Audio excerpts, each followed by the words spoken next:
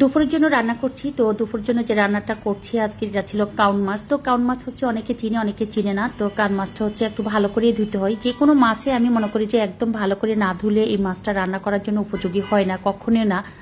তো মাছটাকে আমি প্রতিদিন যত মাছ রান্না করি প্রত্যেকটা মাছকে প্রথমেই হচ্ছে যতটুকু সময় পাই ততটুকু সময়ের মাঝে ভালোভাবে ধুয়ে যখন পরিষ্কার পানি চলে আসে তারপরে হচ্ছে মাছটাকে লবণ দিয়ে ধুয়ে নিই। লবণ দিয়ে ধোয়ার পর যখন মাছটা একদম পিছলে ভাবটা চলে যায়, ঘোলাটে পানিটা ময়লা পানিটা চলে যায়, মাছ থেকে একটা পরিষ্কার পানি আসে, তখন হচ্ছে আবার একটা লেবু কেটে হচ্ছে লেবুর রস দিয়ে 10 থেকে 15 মিনিট হচ্ছে আমি একটু ভিজিয়ে রাখি বা আবারও হচ্ছে চটকে চটকে কিছুক্ষণ ধুয়ে তারপরে ফ্রেশ করে নিই।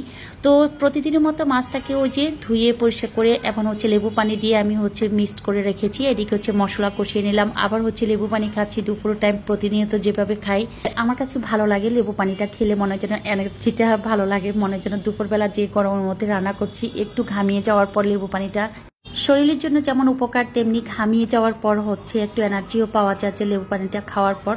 আজকে যে মাছটা রান্না করছি এই মাছটা হবে 3 থেকে 3.5 কেজি ছিল। যদিও আমি রান্নার করার আগে মাছটা কেটেছিলাম, দেখাই নেই কাউকে। তো আজকে হচ্ছে যে মাছটা কষিয়ে নিচ্ছি, আবারও বলছি এটাকে আমরা কাউন মাছ বলি। তো ভালো করে ধুয়ে তারপরে হচ্ছে মশলা কষিয়ে আমি আলু দিয়ে টমেটো দিয়ে রান্না করছি। এদিকে হচ্ছে রাতের জন্য কিছু রান্না করছি, সেটা হচ্ছে রুই মাছ। রুই মাছটাকে লাউ দিয়ে রান্না করব। আর এদিকে অল্প একটু ঢেঁড়স ছিল, 10 থেকে 12টা ঢেঁড়স হবে মনে হয়। তো চিন্তা করলাম যে নষ্ট হয়ে যাবে, ঢেঁড়সগুলো ভাজি করে নিই। আর রুই মাছ দিয়ে লাউ রান্না আমি অনেকবার করেছি, আমার অনেকবার ব্লগে শেয়ার করেছি। যারা রুই মাছ দিয়ে লাউ রান্না দেখেছেন তারা অবশ্যই কমেন্টস করে জানাবেন, আমার কাছে অনেক ভালো লাগে। এদিকে আমার ছেলে আমাকে হেল্প করছে, লিখন।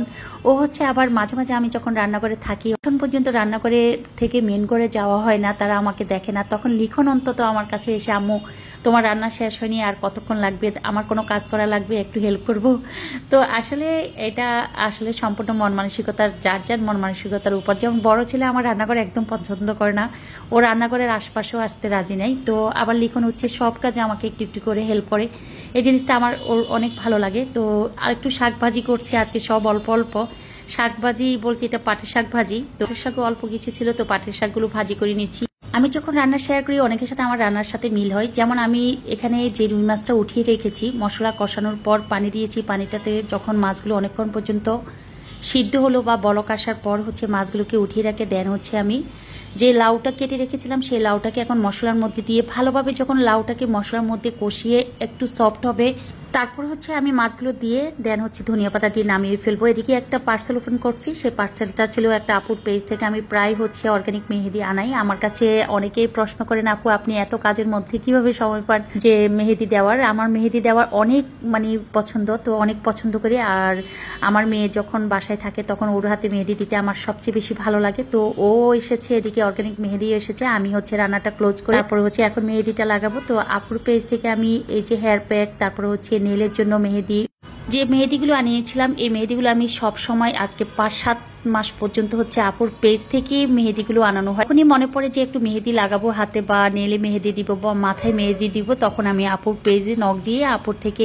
অর্গানিক মেহেদিগুলো আনানো হয়। তো ওই যে অনেকে প্রশ্ন করেন আপু আপনার হাতে মেহেদির কালারটা অনেক সুন্দর, কোন পেজ থেকে নিয়েছেন বা কোথায় থেকে নিয়েছেন। তো আমি বলবো যে আমি আপুর পেজ থেকে সবসময় এই মেহেদি অর্গানিক মেহেদিগুলো নেওয়া হয়। তো কারো সুবিধার্থে বা কেউ যদি হাতে মেহেদি দিতে খুব বেশি পছন্দ করেন তাহলে আমি আপুর পেজটা ক্যাপশনে বা নিচে কমেন্টস বক্সে দিয়ে দিব।